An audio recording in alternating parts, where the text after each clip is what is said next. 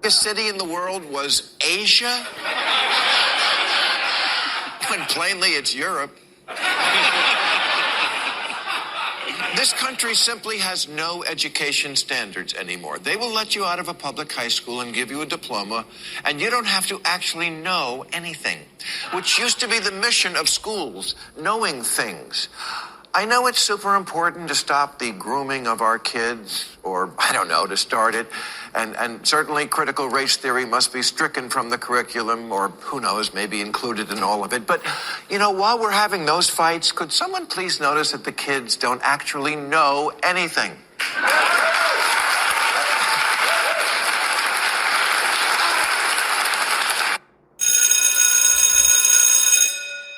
Good morning. It's Tuesday, Ayn Rand Tuesday, October the 10th, and this is The True Conservative.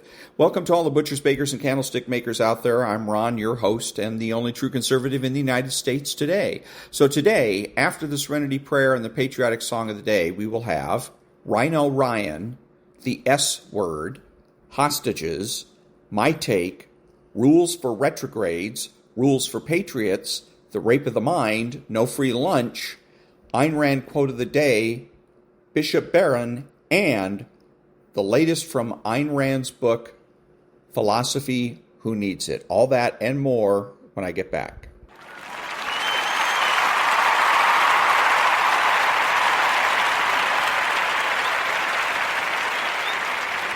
God, grant me the serenity to accept the things I cannot change, the courage to change the things I can, and the wisdom to know the difference.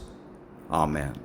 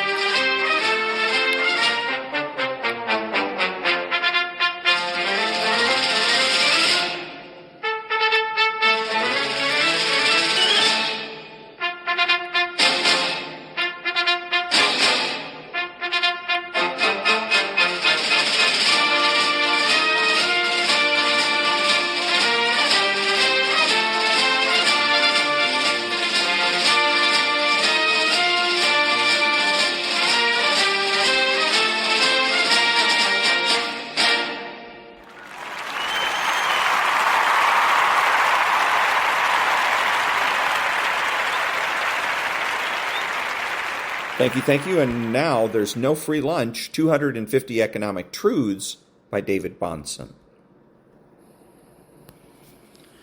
Now, legal plunder can be committed in an infinite number of ways. Thus, we have an infinite number of plans for organizing it. Tariffs, protection, benefits, subsidies, encouragements, progressive taxation, public schools, guaranteed jobs, guaranteed profits, minimum wages, a right to relief, a right to the tools of labor, free credit, and so on and so on. Friedrich Bastiat. All tools available to the crony capitalist and her accomplice, the politician, have one thing in common: the thumb of government on the scale of markets. That some tools are more subtle than others does not change the fact that such interventions are corrupt when they seek to show favoritism to one economic actor over another. Legal plunder indeed. And that was There's No Free Lunch by David-Bahnsen. Back in a minute.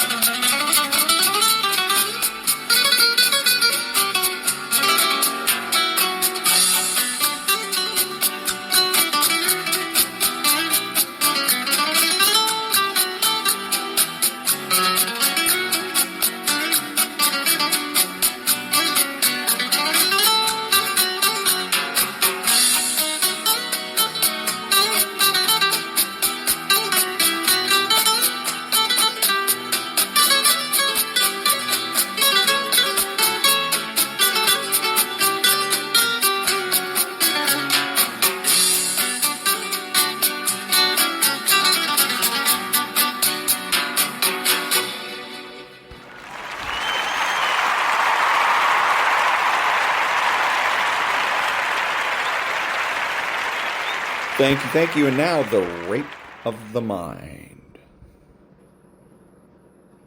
Chapter 14. The turncoat in each of us. The confusing influence of the problem of treason and loyalty. As soon as treason is mentioned, something in man's soul is stirred. Anger and scorn, suspicion and anxiety are aroused, and people want to avoid the subject. The social reaction toward a traitor, even before we are certain that the accusation is deserved, is very spectacular. Former friends of a man accused as a traitor retreat and withdraw from this token of evil. In every trial of traitors, we feel inwardly, personally accused and guilty. This is one of the reasons that treason trials make such a deep impression and provoke the most confusing discussions. Dictators can use such trials to cast a spell on the public. In a book on mental coercion and the rape of the mind, an investigation of the problem of treason and loyalty is needed. And that was the confusion of the confusing influence of treason and loyalty from The Rape of the Mind by Joost-Meerlo, MD. Back in a minute.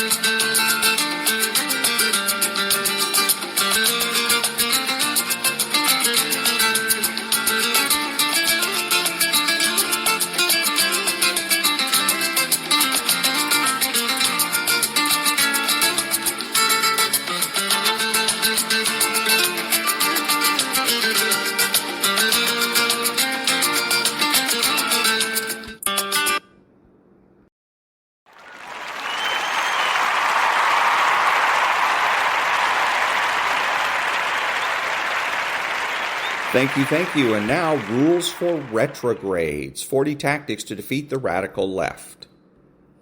Rule 33. Stop heralding unwelcome news of progressive victories by wishfully proclaiming, channeling Japan's Admiral Yamamoto circa Pearl Harbor Day, that radicals have awakened a sleeping giant. The platitude is beyond being banal and naive. It's triumphalistic in the most tone-deaf way, and therefore it must be anathema to the retrograde if we are to see our worldview win the day. Yet, in the face of shameless leftist mischief, the reimagining of the American health care system through the Affordable Care Act, the attempted coup against Donald Trump by nefarious deep state actors, the attempt to usher in Catholic women priestesses in the Amazon Synod, etc., we have heard ad nauseum that certainly the latest bits of news from the front will finally push passive observers over the edge, awakening in them a fighting spirit sufficient to spur them to rise up en masse and finally vanquish our ideological foes, restoring common sense and decency to the public arena. Horse feathers. Countenance the fact that most men don't have fighting spirits, or at least have dulled them with lives of vice and indulgence, and of the few that do, most need their dormant fighting spirits to be invigorated by an even smaller strata of strong men with vision. It is an illusion of the most dangerous sort to believe that coming eye to eye with an injustice, men will naturally rise up and take the necessary actions to set the world aright again. The retrograde should constantly and soberly remind himself that the fallen human condition is such that feeble men, on the whole, will adapt to and even embrace even the most perverse and unpalatable regimes, so long as they have ample entertainment, cake, and carnal pleasures. Billions of people have endured, many with smiles, severe repression at the hands of tyrannical states like Red China, North Korea, the Union of Soviet Socialist Republics, and Germany's Third Reich. These regimes have denied people fundamental freedoms such as familial integrity, freedom of speech, and freedom of religion, strictures far beyond those fathomable to the fatted Western mind. And yet, despite the Spartan conditions and dystopian laws of such states, political dissension was or is underwhelming, even moribund. Never underestimate man's ability to abide an evil to which he has become accustomed. The uninspired man eventually accepts his lot and resigns himself to suffering it rather than risking his few creature comforts and perhaps even his life and liberty in favor of justice, intangible as it is. Only the unworldly and noble man can risk tangibles for ideals. Like in the film High Noon, complacent men, who are sadly the vast majority of the race, will make every excuse to avoid the inconvenience and risk that accompanies the defiance that is part and parcel of being a retrograde. Thus, that sleeping giant so giddily touted by armchair activists is often no more than a paper tiger. Moreover, to many, the sleeping giant metaphor represents a groundless assurance that goodness will ultimately win the ongoing cultural and political wars, despite a seemingly endless succession of radical triumphs and battles which forebode just the opposite. Hence, the metaphor is false catharsis, a dishonest emotional pacifier for those who need to self-soothe in the wake of bad news. It is a failure to come to terms with objective reality. Such a failure to grasp the current state of the world is a roadblock for the retrograde agenda. In order to fight the wiles and schemes of radicals, we need people to get mad and to stay mad, mad enough that they're willing to spend their energy and treasure on the raging culture wars. When the cockeyed optimist assures his fellow men that all is well, that indeed a sleeping giant of dedicated retrogrades will invariably arise to win the culture wars, despite losing battles with alarming frequency, he squelches their righteous anger. After all, if all is well, then there is no need for mobilization going forward. Blind optimism disincentivizes necessary and fruitful engagement by retrogrades because it prematurely claims victory solely on the basis that people notice and object to the act of radicals. Thus, the rank sentimentalist who suggests that goodness is somehow destined to prevail in the temporal struggle should be the object of the retrograde's scorn. Such a man has yet to wrap his mind around theodicy and the mystery of iniquity. The sleeping giant metaphor lulls would-be agitators into an undue passivity, since it wrongly assumes that wheels are in motion that will culminate in the undoing of radicals' misdeeds. It essentially conflates people's initial reflexive outrage over perceived injustices with organized and efficacious political engagement. It assumes that because people are angry, they will direct their anger into the proper channels by which change may be effected. This is akin to confusing potential energy with kinetic energy. The fact that a political or cultural injustice wrought by radicals irks the consciences of the masses is a mere starting point. It's an aggregation of potential energy. But in order to do any good, this potential energy needs to be actualized and released through political organization and transformed into political movement, whether in speech, demonstrations, volunteerism, or capital donation. If initial outrage is never actualized into political movement, then it evaporates with the oscillations of the human mind, or slowly dies out, like a fire having burnt through all its fuel. So, the rousing of people's passions in response to an injustice should not be received as a victory in and of itself. Rather, it should be viewed as a starting point by which, through methodically directed political engagement, true victory can one day be achieved. And since the sleeping giant metaphor undercuts efficacious political engagement, snuffing it out while it's still in inchoate form, the metaphor is to be removed from the Retrogrades vocabulary. And that was Rule 33 from Rules for Retrogrades. That was, again, Rule 33 from Rules for Retrogrades, 40 Tactics to Defeat the Radical Left by Timothy and David Gordon. Back in a minute.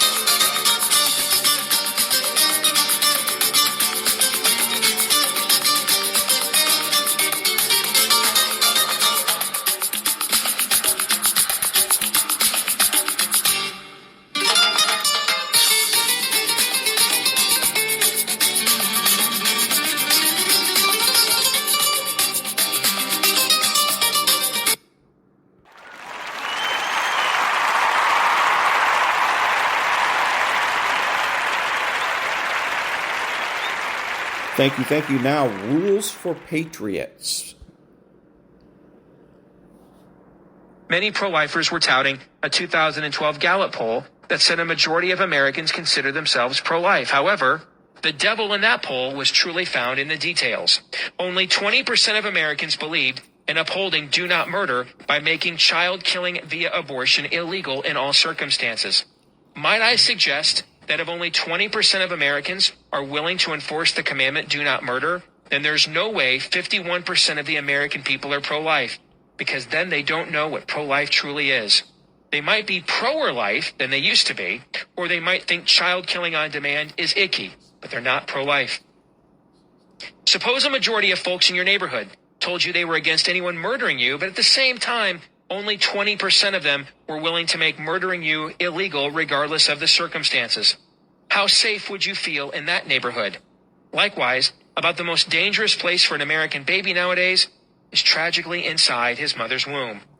We in the pro-life movement are at least somewhat at fault for this, for we have been surrendering the moral high ground on this travesty for decades.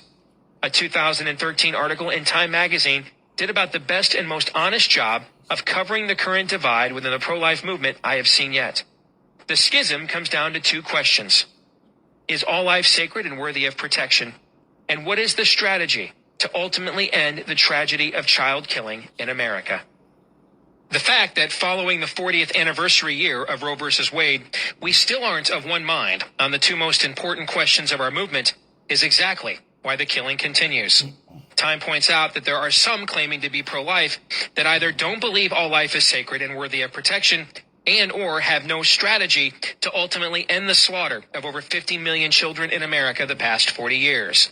At the heart of this debate is an emerging group within the pro-life movement called Personhood USA, whom I partnered with to put forth a pledge signed by almost every 2012 Republican presidential candidate. Despite the massive influence and size of the pro-life voting bloc within the Republican Party for decades, our pledge was sadly the first to demand potential Republican Party standard bearers actually uphold the standard that makes us pro-lifers. The personhood movement actually has a plan to end child killing in America once and for all. In fact, it's the only workable plan that I know of. That plan is to establish by law that a person is a person at the moment of biological beginning under the 5th and 14th Amendments to the U.S. Constitution, which say, quote, "No person shall be deprived of life, liberty, or property without due process of law." Isn't this what you believe if you're pro-life? Personhood USA also believes in the God-given right to life and that all persons are created in the image of God. Again, isn't this what you believe if you're pro-life? The reason Personhood USA's plan is workable is because it comes right from the original Roe v. Wade hearing itself. During the hearing, several Supreme Court justices acknowledged that if it could be established the human fetus is a person under the Constitution, the child-killing industry would have an almost impossible case to make. To which the attorney advocating child killing before the U.S. Supreme Court responded, quote, "I would have a very difficult case." It doesn't get any more practical than using your enemy's acknowledged weakness against them. You're probably wondering why this is so controversial for some within the pro-life movement. After all, isn't this what we claim to believe? As someone that has been involved in these debates within the movement at a high level, I have never gotten a good answer from my pro-life brethren who oppose this. But don't just take my word for it. Look at what they told Time magazine. The legislative director for Wisconsin Right to Life told Time she was, quote, "done talking about the personhood amendment that was currently underway in her state." She went on to say, quote, "This particular measure might sound good from a pro-life perspective, but it's not going to save one single life." So apparently, following the very blueprint the Supreme Court gave us to defend Roe v. Wade in the actual hearing won't save a single life? Establishing by law that a person is a person at the moment of biological beginning, using language right out of the U.S. Constitution, won't save a single life? I fail to understand that logic. Maybe one of you listening to this book can educate me. Is there an explanation for this? I've tried to get answers. I even went directly to the head of my National Right to Life chapter in my home state of Iowa. My pastor served on her board of directors at the time, and even then, she couldn't give me a single good reason why they still have never helped us with establishing personhood in our state legislature. I still have the emails from those exchanges. Her lack of good answers is one reason why my pastor no longer serves on the board of Iowa Right to Life. This lack of push for personhood from some notable sectors of the pro-life movement is one of the major reasons why personhood initiatives have failed in several states so far. Of course, abolition of slavery failed at first several times as well, but ultimately succeeded by never surrendering the moral high ground. Personhood USA hopes to emulate that historical success. If my fellow pro-lifers don't believe personhood is the right strategy to ultimately end child killing in America, then what is theirs? If the strategy is we just wait for Roe versus Wade to be overturned, well, don't we need an offensive initiative to force that question before the court? Isn't the question of who is or isn't a person that very offensive initiative? It seems to me the only argument we have against abortion is that we're killing persons. Elsewhere, we agree with arguments that say government has no role in telling you what to do with your own body or conscience. Don't we oppose things like Obamacare mandates on similar grounds? The only reason we don't accept that language in the case of abortion is it's not your body, but rather somebody else's. If it's not a person, there's no reason to oppose abortion. Therefore, it would only seem logical to me that's the debate we want to have. In 2013, the Media Research Center visited a college campus to get students to sign a petition in favor of, get this, fourth trimester abortions. Their lack of critical thinking displayed by the fact they didn't recognize the self-refuting logic of the petition itself, for there can never be a fourth trimester of anything. Several students bought all the same pro-child killing talking points for killing already born babies, and they were willing to say so on camera. It seems to me that if folks aren't even aware of when pregnancy ends, they sure don't know when life begins. And if folks don't know when life begins, they don't know when they're obligated to protect life. Or as President Obama once flippantly told Pastor Rick Warren when he asked him the question when life begins, quote, "That's above my pay grade." But while some notable sectors of the pro-life movement refuse to sign on, personhood is gaining ground in Washington, D.C. of all places. Time says former Republican vice presidential candidate Paul Ryan has introduced a personhood bill that has 38 co-sponsors in the House of Representatives, and Senator Rand Paul has introduced similar legislation in the U.S. Senate. Potential 2016 GOP presidential candidates Marco Rubio and Scott Walker are also supporters of personhood, according to Time. Yet despite that momentum, Time says, quote, mainstream anti-abortion groups like Americans United for Life and Susan B. Anthony List have distanced themselves from the personhood movement. So instead of defending life at conception without exceptions, what are they doing instead? Get this, Time says they are, quote, adopting the rhetoric of women's health used by their pro-choice counterparts so that they can target the 52% of Americans who think abortion should be legal in some but not all cases. In other words, according to Time, neither Americans United for Life nor Susan B. Anthony List is actively standing for the God-given right to life. Just because you're anti-abortion doesn't mean you're pro-life. Fellow pro-lifer, did you get into this fight so that child killing would be legal in some but not all cases? Do you think there is ever a good reason to kill an innocent child? Do you think we should ever execute children for the crimes of their parents? If you believe all of us are made in the image of God, does that same God ever provide exceptions for the shedding of innocent blood? Well, the head of Americans United for Life tells Time that she doesn't believe as you do. She says, quote, the pro-life movement is not one size fits all. We're the ones occupying the middle ground. It would seem to me asserting the God-given right to life is one size fits all. For either you have a right to life or you don't. It's not as if only 2/3, or shall we say 3/5, of a person can be alive and the rest dead. Furthermore, what is the middle ground of a dead, innocent child? Since we've killed more than 50 million children in the past 40 years, is the middle ground killing only 25 million? So if we only killed 25 million, would killing children be any less evil? What if we only killed 1 million? Can you find the middle ground with those who chant Hail Satan and throw feces and tampons to defend their bloodlust, like we saw at the Texas State Legislature in 2013? The child-killing industry understands there is no middle ground. You're either for killing children or you're not. This is why they fight so vehemently against even common sense restrictions to prevent more Kermit Gosnells. They understand the antidote to their plague on our land is establishing the personhood of every American from the moment of biological beginning without exceptions. Quote, the bottom line is that Personhood USA is trying to end all abortion once and for all, says the litigation director for the Center for Reproductive Rights to Time. And she's exactly right. That is what we're trying to do. Isn't that what you're trying to do? Fellow pro-lifer, don't you want to end child killing once and for all? Are you giving your time, talent, and treasure to a group that shares your convictions? Meanwhile, the killing continues. This is why I'm a strong supporter of groups like Personhood USA. The personhood movement is based on 4 things. Number 1, the belief that all life comes from God and thus is sacred from the moment of conception with no exceptions. Therefore, a person is defined as such from biological beginning to natural death. Number 2, the highest law is the law of nature and nature's God, and that law commands do not murder. Therefore, any edicts or decrees from any human authority, including the Supreme Court, that contradicts the highest law are unjust and should be challenged to the point of civil disobedience if necessary. Number 3, the 5th and 14th Amendments to the U.S. Constitution say, no person shall be denied life or property without due process of law.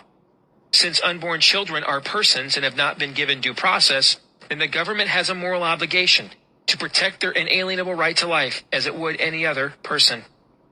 Number 4, personhood is referred to in the Roe v. Wade opinion itself, when Justice Harry Blackmun writes, quote, "If this suggestion of personhood is established, the appellant's case, of course, collapses, for the fetus's right to life would then be guaranteed specifically by the Fifth Amendment. The prenatal technology we have available today is light years more advanced than what was available in 1973, at the time of Roe v. Wade. If you have ever seen your own child in utero via modern prenatal technology, then you know that is not an unviable tissue mass you are looking at.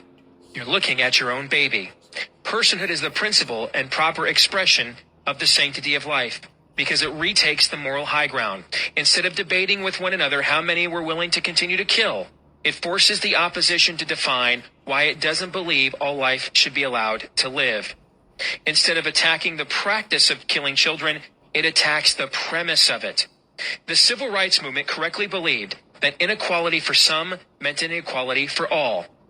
The pro-life movement will not experience victory until it draws the same line in the sand, and it has as its predecessor the abolitionist movement to look to as an example. Originally, there were attempts to regulate slavery incrementally in an effort to both isolate it and then prohibit it from expanding. After decades of failure, though, the anti-slavery movement came to the conclusion that it was abolition or nothing. As renowned 19th century abolitionist William Lloyd Garrison put it, "Enslave the liberty of but one man and the liberties of the world are put into peril." Now that is capturing the moral high ground, and that is how you prevail in a moral cause. Whether it's the sanctity of life, the definition of marriage, the rule of law, or the integrity of our currency and banking system, these issues are all moral enterprises. There can be no compromise when it comes to moral enterprises, for compromise is defeat. How do you compromise on moral enterprises such as life anyway? Is the baby less dead? From the Puritans to the Patriots, this republic was founded by those who refused to surrender the moral high ground, and it will only be preserved if we resolve to do the same. And that was the finish of Chapter 7 of Rules for Patriots, How Conservatives Can Win Again by Steve Deese. Back in a minute.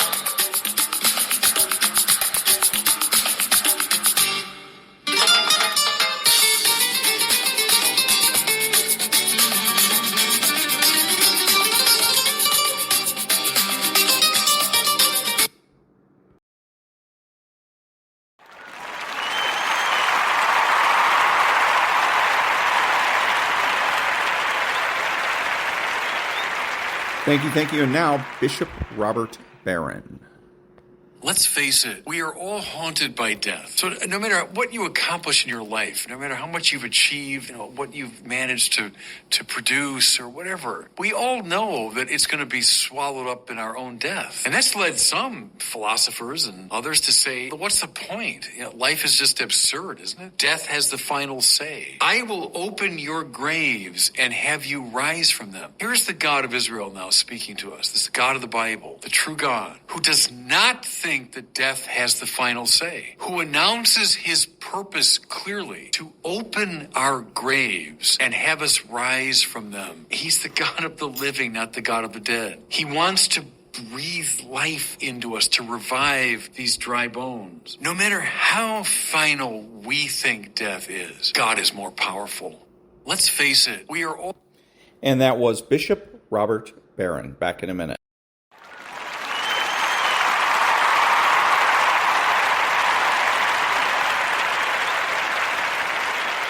Thank you. And now the Ayn Rand quote of the day. Quote, "If nuclear weapons are a dreadful threat and mankind cannot afford war any longer, then mankind cannot afford statism any longer. Let no man of good will take it upon his conscience to advocate the rule of force outside or inside his own country. Let all those who are actually concerned with peace, those who do love man and do care about his survival, realize that if war is ever to be outlawed, it is the use of force that has to be outlawed." Unquote. Back in a minute.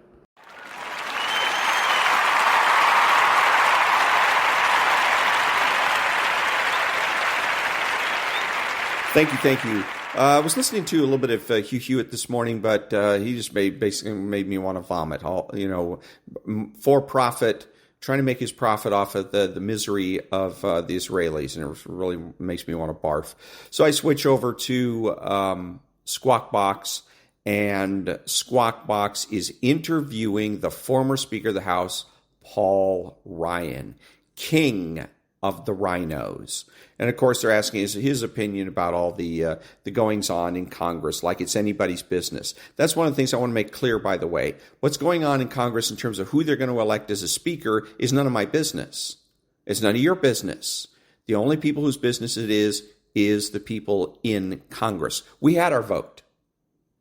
We went out on a Tuesday, we voted, and we ended up with a slim majority, Republican majority in the House of Representatives. We're done until 2024. Okay, this is going to be up to, and that's what these people in Congress on the Capitol Hill that keep getting interviewed about, well, what's going on and who does what. You need to shut these folks down and say it's none of your business. It's none of your business who we're going to vote for. It's none of your business who I support. You just have to wait and see. So that's one of them. The other thing is I was thinking about Ryan and what it is the essence of being a RINO, and the essence of being a RINO, and what makes RINOs so disgusting is that RINOs are the people that tell you can do one of two things. You can either win or you can have your values, but you can't do both at the same time. They're basically saying the ends justify the means, might makes right. Wrong. Absolutely wrong. Now, having said that, the sort of corollary to that is just because I'm a conservative doesn't mean I have to hang a kick me sign on my back. Matt Gaetz has taken a lot of crap for hanging the speaker out to dry, so to speak. Actually, it should be the Democrats, because they're the ones he got the bulk of his support from the Democrat Party. It was not like it was close and his vote was the decider. No. Anyways, if Matt Gaetz had played his cards right, he enjoys what the left understands, the Democrats understand as plausible deniability. The same thing I've said about Lauren Boebert and Miss Taylor Greene, who come out and they hang kick me signs on themselves by saying, "Oh, I'm going to vote down this bill, this continuing resolution, and if there is a shutdown in the government, well, so be it." Well, they're playing by the left's rules. They don't have to play by the left's rules. They're turning themselves, if they're lucky, they'll get turned into martyrs, but more than likely, they're just going to end up taking a lot of abuse. A lot of unnecessary abuse. That's bad for them, and it's bad for their supporters.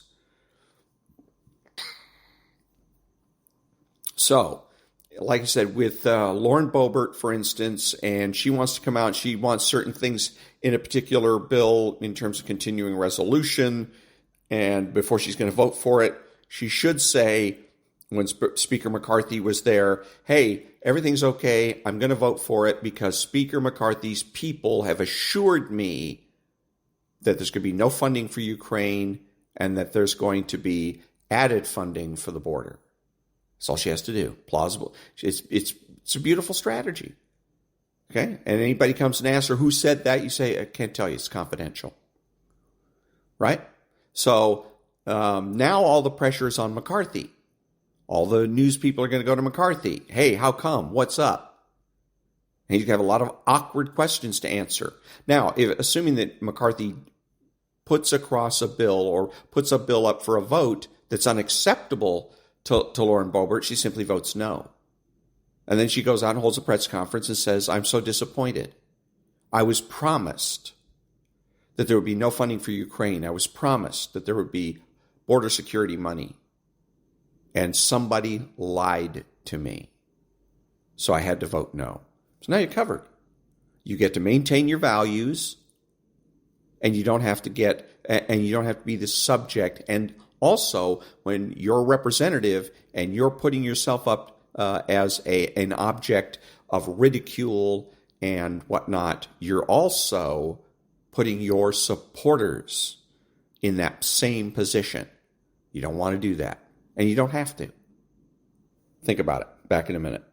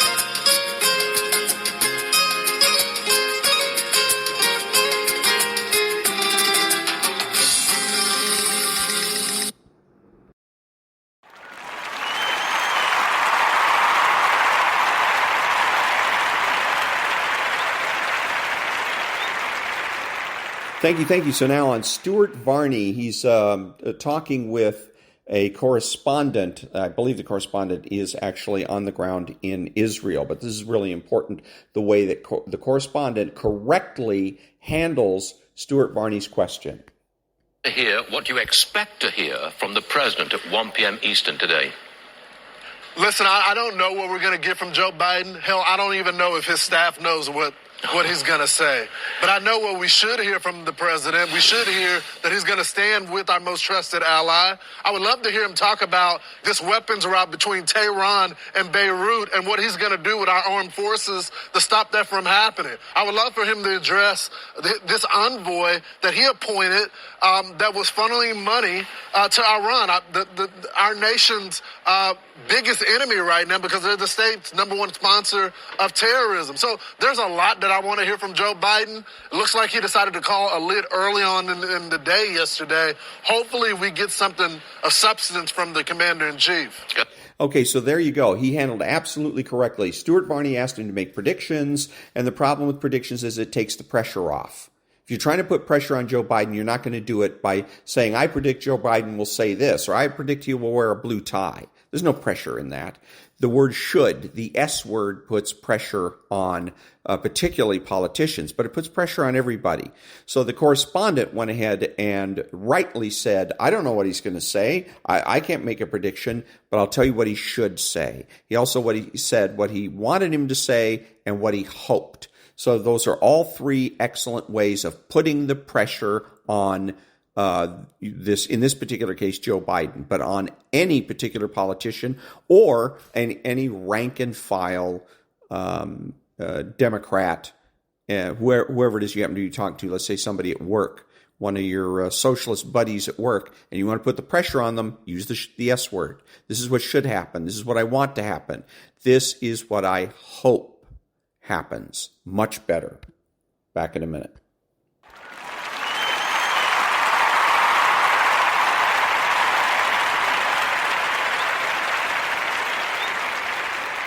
Thank you. So one observation about a big mistake that Israel has made in this war, and that is acknowledging hostages. the reason that Hamas not only takes hostages but makes it known, they do whatever they can to spread it out in the media that they've taken hostages, is so that they can control the process. And if you're fighting a bigger opponent, it's to your advantage to take as many of your opponent's weapons off the battlefield, right? So if the Israelis acknowledge that Hamas has taken hostages, then the Israeli Defense Forces have to be more circumspect. They have to be more careful in what they do and how they do it. Because if they don't, and they've acknowledged that Hamas has hostages, and the Israeli Defense Forces go in and just start shooting the place up, who becomes the savage? IDF, of course. So, again, once Israel acknowledged that Hamas has taken hostages, now Hamas controls the narrative, how this is going to end.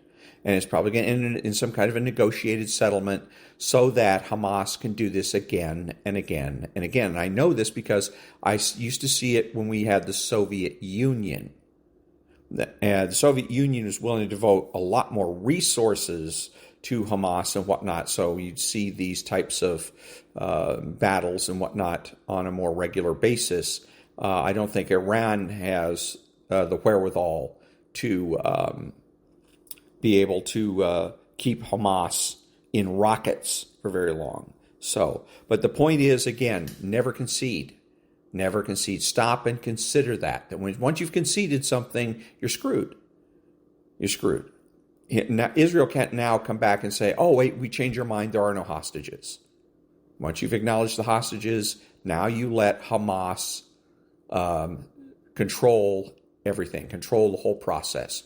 May end up controlling how this war ends. And it may end up being very, very disappointing for Israelis and their supporters. Back in a minute.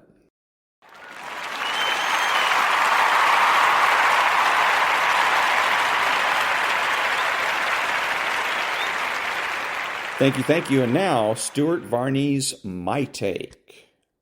That's Israel. That's the markets. Now this. When terrorists launched their attack Saturday morning, Israel occupied the moral high ground. It was an unprovoked attack. Innocent civilians were brutalized. Videos of atrocities quickly circulated online. Israelis were clearly the victims.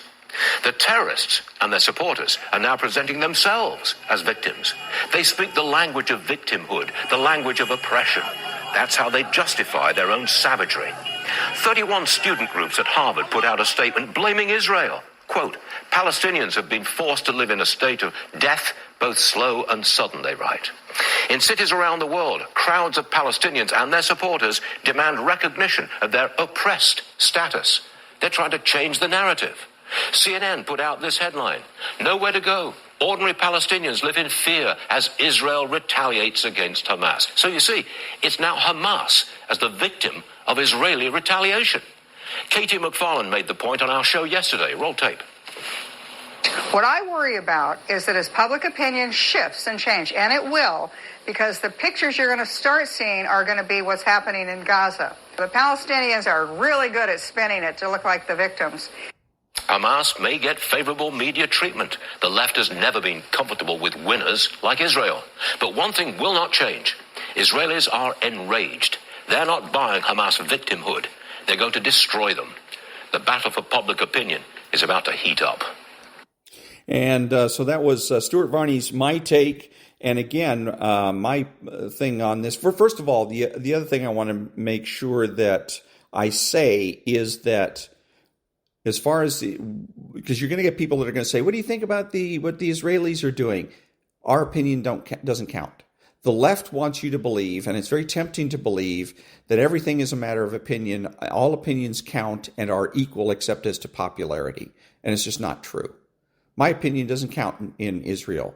The IDF doesn't listen to me. Benjamin Netanyahu doesn't listen to me. Hamas doesn't listen to me. Nobody listens to me. My opinion doesn't count. I'm just not going to bother wasting my time as a social exercise explaining a moot opinion, and neither should you. Back in a minute.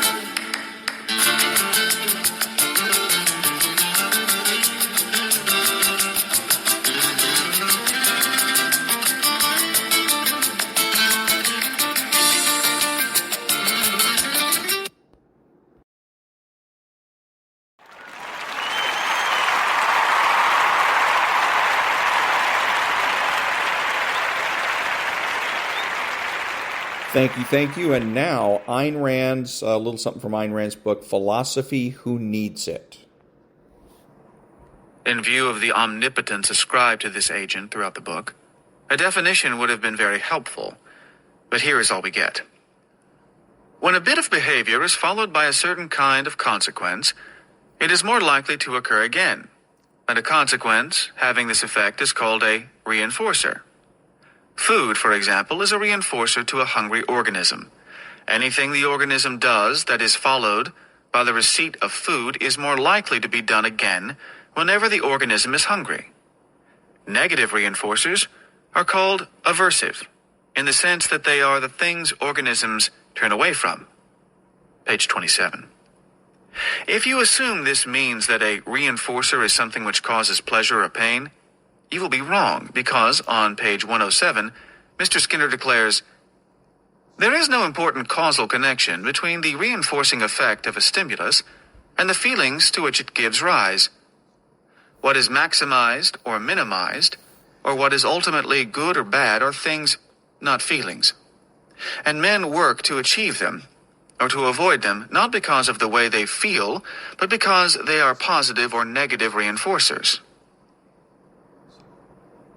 Then by what means or process do these reinforcers affect man's actions? In the whole of the book, no answer is given. The only social difference between positive and negative reinforcers is the fact that the latter provoke counter-attack or rebellion, and the former do not. Both are means of controlling man's behavior. Productive labor, for example, was once the result of punishment.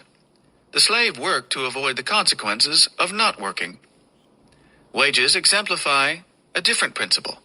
A person is paid when he behaves in a given way, so that he will continue to behave in that way. Page 32. From this bit of package dealing, context dropping, and definition by non-essentials, Mr. Skinner slides to the assertion that slave driving and wage paying are both techniques of control. Then to the gigantic equivocation which underlies most of the others in his book. That every human relationship, every instance of men dealing with one another, is a form of control. You are controlled by the grocer across the street because, if he were not there, you would shop elsewhere.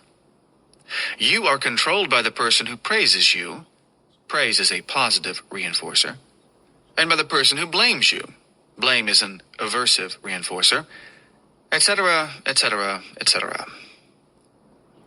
Here Mr. Skinner revives the ancient saw to the effect that volition is an illusion, because one is not free if one has reasons for one's actions, and that true volition would consist in acting on whim, a causeless, unaccountable, inexplicable whim exercised in the vacuum, free of any contact with reality. From this, Mr. Skinner's next step is easy. Political freedom, he declares, necessitates the use of aversive reinforcers, i.e., punishment for evil behavior. Since you are not free anyway, but controlled by everyone at all times, why not let specialists control you in a specific way and design for you a world consisting of nothing but positive reinforcers? What kind of world would that be? Here, Mr. Skinner seems to make a Freudian slip. He is surprisingly explicit. It should be possible to design a world in which behavior likely to be punished seldom or never occurs. We try to design such a world for those who cannot solve the problem of punishment for themselves, such as babies, retardates, or psychotics. And if it could be done for everyone, much time and energy would be saved. Page 66. There is no reason, he declares, why progress toward a world in which people may be automatically good should be impeded. Page 66. No reason at all, provided you are willing to view yourself as a baby, a retardate, or psychotic. Dignity is Mr. Skinner's odd choice of a designation for what is normally called moral worth, and he disposes of it by asserting that it consists in gaining the admiration of other people. Through a peculiar jumble of examples, which includes unrequited love, heroic deeds, and scientific, i.e. intellectual, achievements, Mr. Skinner labors to convince us that we are likely to admire behavior more as we understand it less. Page 53. And the behavior we admire is the behavior we cannot yet explain. Page 58. It is mere vanity, he asserts, that makes our heroes cling to dignity and resist scientific analysis, because once their achievements are explained, they will deserve no greater admiration and no greater credit than anyone else.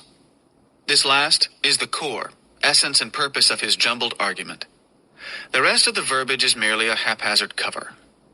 There is a kind of veiled, subterranean intensity in Mr. Skinner's tired prose whenever he stresses the point that men should be given no credit for their virtues or their achievements. The behavior of a creative genius, my expression, not Mr. Skinner's, is determined by contingencies of reinforcement, just like the behavior of a criminal, and neither of them can help it, and neither should be admired or blamed. Unlike other modern determinists, Mr. Skinner is not concerned primarily with the elimination of blame, but with the elimination of credit.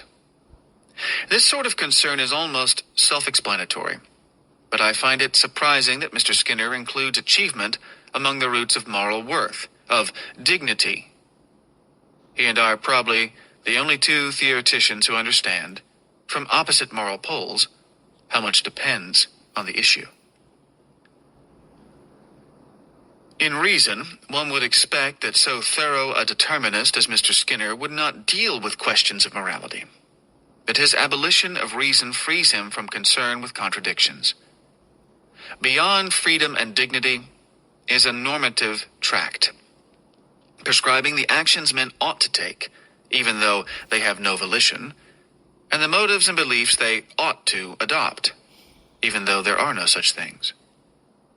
From the causal observation that ethos and mores refer to the customary practices of a group, pages 112 and 113, Mr. Skinner slides to the assertion that morality is exclusively social, that moral principles are inculcated through socially designed contingencies of reinforcement, under which a person is induced to behave for the good of others. Page 112. Then to the notion, smuggled in as an undiscussed absolute, that morality is behavior for the good of others. And then to the following remarkable passage. The value or validity of the reinforcers used by other people and by organized agencies may be questioned. Why should I seek the admiration or avoid the censure of my fellow men? What can my government or any government really do for me? Can a church actually determine whether I am to be eternally damned or blessed? What is so wonderful about money? Do I need all the things it buys? Why should I study the things set forth in a college catalog? In short, why should I behave for the good of others? pages 117 and 118. Yes, read that quotation over again. I had to, before I realized what Mr. Skinner means. He means that the asking of such questions is a violation of the good of others, because it challenges socially inculcated principles of behavior, so that even the pursuit of money or of a college education represents not one's own good, but the good of others. And wider, all principles of long-range action, moral or practical, represent the good of others, because all principles are a social product. This is supported by the statements immediately following the above quotation. When the control exercised by others is thus evaded or destroyed, only the personal reinforcers are left. The individual turns to immediate gratification, possibly through sex or drugs. Page 118. Just as altruism is the primeval moral code of all mystics, of spirit or muscle, so this view of an individual's self-interest is their primordial cliché. But Mr. Skinner adds some epistemological explanations of his own. Man, he asserts, is aware of nothing but the immediate moment. He has no capacity to form abstractions, to act by intention, to project the future. And that was the next part of Chapter 13 from Ayn Rand's book called Philosophy, Who Needs It? And this is about B.F. Skinner. He wrote several books, and this is one of his first, I think one of the first and one of the ones that was most famous that she's talking about here, and describing the ridiculousness and the contradictions in it. Well, that's one of the things that you always want to be aware of. Listen for your conscience, because your conscience will tell you when an author is contradicting themselves. You'll get this little disquiet feeling. Something's wrong here. Something's wrong. And if you stop and analyze it, think about it for a minute, you'll figure it out. You'll figure out, you'll be able to go back, reread a few things, and realize the author is contradicting himself. So that's the importance of this particular chapter. Back in a minute.